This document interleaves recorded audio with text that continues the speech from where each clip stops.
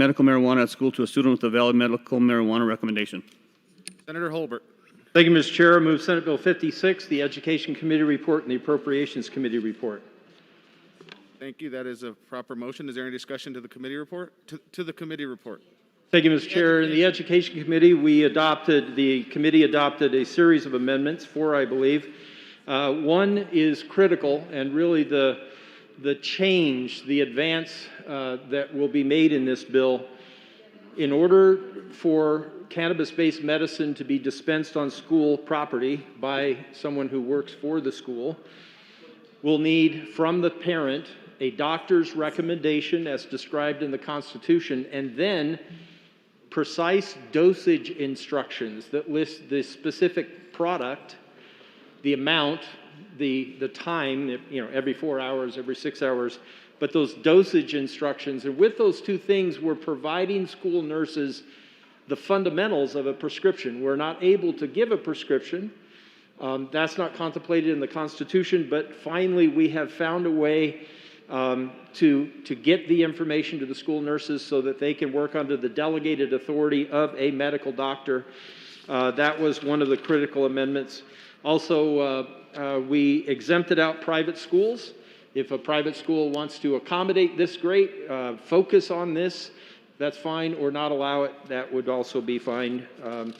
Also, schools on federal land can be exempted if they need to be.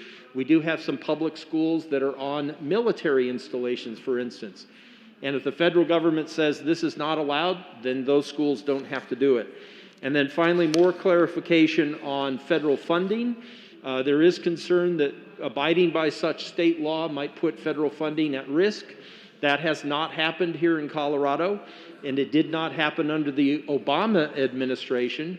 And then there was a significant change.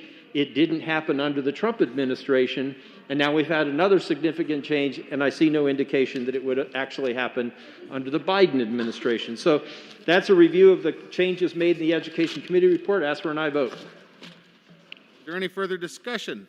Seeing none, the motion is the adoption of the Education Committee report. All those in favor say aye. Aye. Opposed, no. The ayes have it, and the report is adopted. To the Appropriations report, Senator Holbert. Thank you, Mr. Chair. The Appropriations Committee appropriately appropriated $15,419 to pay for expenses at the Department of Law. Ask for an aye vote. Is an appropriate response. Is there any further discussion? Seeing none, the motion is the adoption of the Appropriation Committee report. All those in favor say aye. Aye. Opposed, no. Ayes have it, and the report is adopted. There is an amendment on the desk. Would the clerk please read Amendment L006? Amendment L006 to Senate Bill 56. Senator Holbert. Thank you, Mr. Chair. I move L006. Is there any discussion? Senator Holbert. Thank you, Mr. Chair. Members, you may want to come down and get a copy of L006. This is very, very detailed. The drafter did find in a couple of places that there were unnecessary quote marks and also plurals where it should have been singular. So I believe if you go through lines 1 through 15 of the L006, I think that, or 14, that would cover the excluding the unnecessary quote marks and or plurals. And then on line 16 through 20, another amendment requested, dun, dun, dun, by the Colorado Education Association, otherwise known as the Teachers Union, with whom I would never work with cooperatively, would I? Absolutely. Line 16 through 20 exempts teachers who are covered by Title 22, and that is an appropriate motion, or appropriate request for an amendment. Ask for an aye vote on L006. Is there any further discussion? Seeing none, the motion is of the adoption of Amendment L006. All those in favor say aye. Aye. Opposed, no. The ayes have it, and the amendment is adopted. There is an amendment on the desk. Would the clerk please read Amendment L007? Amendment L007 to Senate Bill 56. Senator Holbert. Thank you, Mr. Chair. I move L007. That is a proper motion. Please explain your amendment. Thank you, Mr. Chair. L007 continues the discussion that some schools, particularly a shout out to those at Adams 12, to clarify that the dispensing instructions be repeated through this bill and what would become law. They understood what the dispensing instructions related to, what it referred to, but they asked that it be added in 2 additional places. Then also, lines 15 through 18, just further clarification that people who work in our schools, whether they're school nurses or teachers or coaches or whatever, administrators, that they would not be held liable civilly or criminally for assisting a student with cannabis-based medicine. Ask for an aye vote on L007. Is there any further discussion? Seeing none, the motion is the adoption of L007. All those in favor say aye. Aye. Opposed, no. The ayes have it, and the amendment is adopted. To the bill, Senator. Thank you, Mr. Chair. Senate Bill 56 is the most important bill that will sponsor, that I'll bring this year. This is for Ben. This is for Amber. This is for Brad, the Wan family. In 2014, as I was running for the state Senate, the Wan family began to contact me and ask if there was anything that I could do to get our school district, child protection services, our district attorney, and our sheriff to leave them alone. What had happened? One day, Amber, mom, took son Ben to school. And the school nurse asked Amber, why is Ben, who was an epileptic and whom the school nurse had helped at school through many epileptic seizures, the school nurse asked Amber, why is Ben not having seizures? And there on school grounds, dun, dun, dun, Amber reached in her purse and pulled out a little glass vial of CBD hemp oil called Charlotte's Web. And she explained to the school nurse that as long as she and her husband gave Ben a consistent dosage of CBD oil, not something that can get you high, as long as Ben had a consistent dose of CBD oil, he did not have seizures. And members, that is 6+ years ago, coming up on 7 years, and Ben has not had seizures. Yay! That's a good thing. Under the duty to report law, the school nurse reported the Wan family for potential child endangerment. And the sheriff and child protection services and the district attorney and the school district all appropriately investigated the Wan family to determine whether or not they were endangering Ben's life by giving him something that cannot get him high, that made his seizures not happen. That was frustrating. I had to tell the Wans as I was running for the state Senate in 2014, no. As a state representative, hopefully a state senator, I do not have the authority to tell those other officials to leave you alone. But I do have the authority to pass legislation that would protect families like the Wans and the young man Ben, who you met on opening day last year in 2019. I was proud to introduce him.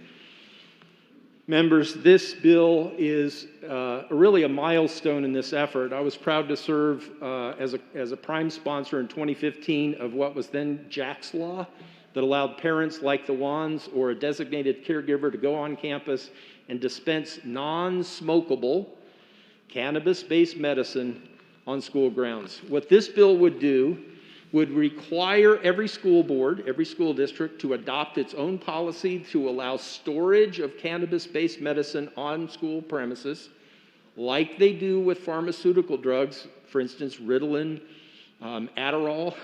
Those are powerful drugs. It doesn't tell them how they have to store it. They can do it in exactly the same way, or if they want more security, they can do that too. But they have to adopt a policy that provides storage options for students who rely on cannabis-based medicine, non-smokable. That way students won't have it in their own possession. Wouldn't want to suggest that a student's going to work or going to school today with cannabis-based medicine on his or her person. But some moms and dads can't get off work to go do that. So this would really help, and it's a good public safety step to do this. The second thing that this would do is not require, but finally allow adults who work at the school, school nurse, teacher, coach, principal. It would allow them to assist the student in dispensing cannabis-based medicine. It doesn't require. If a person has an objection, says, I don't believe in that, I don't want to do that, they don't have to. They would be held immune. No criminal or civil liability would be incurred by saying, no, I don't want to do that. Same thing goes for those who do help. If a school nurse or someone else says, yes, I will help, I'll follow the doctor's instructions, working under the delegated authority of a doctor. If they do help, there's no criminal or civil liability. And they can't lose a license, a registration, a credential from the state. That's all been protected. That was another thing that we did with the CEA request for an amendment. Members, as I said in committee, if you have a reason to vote no on Senate Bill 56, please come down here and tell me, or just catch me one-on-one before we go to thirds. I'll work on that too. This is a great bill for parents and students who have struggled in this state unnecessarily. And this will help people. I think that this effort has helped people in a more significant way than anything else I've worked on in 10 years in the legislature. I'm proud to stand with my good friend from Denver and ask for an aye vote on Senate Bill 56. Senator Gonzalez. Thank you, Mr. Chair. Members, I just want to let you know how critically important this bill will be to the folks who are directly impacted, to the young people, to their parents, to the school districts who have been looking for clarity. I want to acknowledge them and thank them for their perseverance. And I want to thank the good senator from Douglas County for his persistence in being able to work alongside the school districts, the federal government, and here at the state capitol to find a way forward to provide clarity and comfort to so many of these families. It's an honor to be working alongside him in this effort, and members, I ask for an aye vote. Senator Zenzinger. Thank you, Mr. Chair. I just want to say a few words about this bill because we did hear it in committee. And I will say that when this bill came to committee, I think there were a lot of people that were very credulous about this policy. I think that when it came to committee, it did not have its votes to get out of committee. And then, through the process of testimony and working with concerned stakeholders on amendments, this bill came out of committee 7-0. I think that speaks to the work that was done on this bill. I think it also speaks to the nuance of this type of policy. If you just look at it on its face value, it's very easy to come to the conclusion, no, I don't think we should do this. But if you take the time to listen to the testimony, the proponents, all of the different stakeholders and the amendments that were adopted, I think this bill got to a good place. And it was surprising to me, quite honestly, because again, I didn't think this bill was going to come out of committee. It was powerful testimony, quite frankly. It was one of the best committee hearings that I've ever participated in. And I truly, truly encourage an aye vote on this bill because I think that it solves the problem. I think it supports families. And at the end of the day, it's about our students having what they need to be able to continue to function at school. And I encourage a yes vote.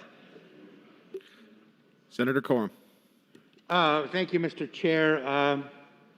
I truly do wish to thank the sponsors for doing this. To give you a little history, when 2013 Amendment 64 passed, Senator Schwartz and I carried the legislation on hemp. And over the years, I have carried quite a bit of legislation. And I do remember probably the most powerful committee that I've been in when this subject came up. And I was so impressed with this young man. This young man's family moved from Arkansas to Colorado because of the availability of this. I'm not positive, but I believe his name was Dakota. I'm not sure. My wife could probably tell you because she's got a lot better memory than I do. Mine's like a steel trap. It's pretty rusted. But this young man was having 300 to 400 grand mal seizures a day. He was totally not functional. His vocabulary when they left Arkansas was about 5 or 6 words. Hungry, sleepy, tired, angry. No communications. The impressive part of this, after a few short months on this medication, and I do call it medication, he read and presented his testimony before the committee. If that would have been the only child in the state of Colorado that benefited from this, in my mind, it was worth it. But there are far, far more out there than this young man. So a wholeheartedly yes. Thank you. Senator Holbert. Thank you, Mr. Chair. Members, to wrap up, I said in committee I was wrong. If you went back to when the medical marijuana amendment passed to our Constitution, I was frustrated because I still don't think it should be in the Constitution. If it's going to be legalized, I would have preferred to see it statutorily. But I was wrong then because I believed then that real life-changing, symptom-curing medicine couldn't be made from the cannabis plant. I know now from meeting Ben Wan and many other children and adults that medicine can be made from the cannabis plant. I was wrong. If you have not had the opportunity to meet those people, parents or students, if you'd like to meet them, come let me know. I can introduce you. Advocates for the medical industry, cannabis industry in this building can help you meet them. I don't use the word miraculous or miracle to describe this because as a Christian I reserve those words for when there's no other explanation. It had to be an act of God. In these instances, people's lives have been changed significantly, and there is an answer. It's cannabis-based medicine.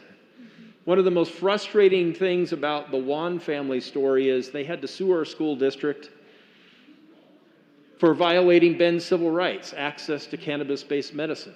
That's one reason I'm running this bill.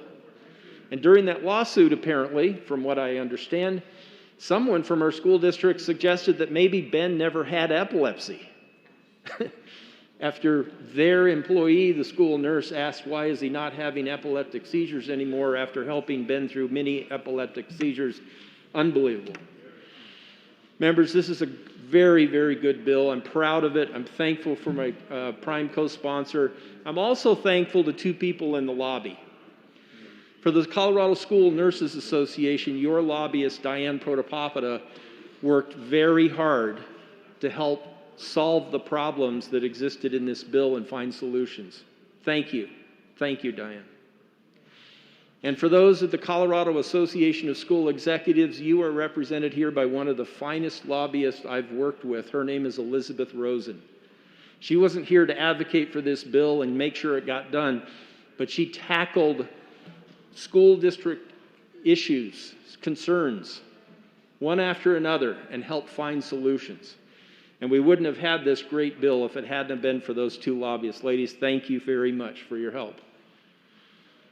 Members, this is a great bill. Ask for an aye vote. Sorry to take up so much of your morning, but this is the most important bill to me this session, and I'm grateful for your time and attention. Ask for an aye vote. Seeing no further discussions, the motion is the adoption of Senate Bill 56. All those in favor say aye. Opposed, no. The ayes have it, and the bill is adopted.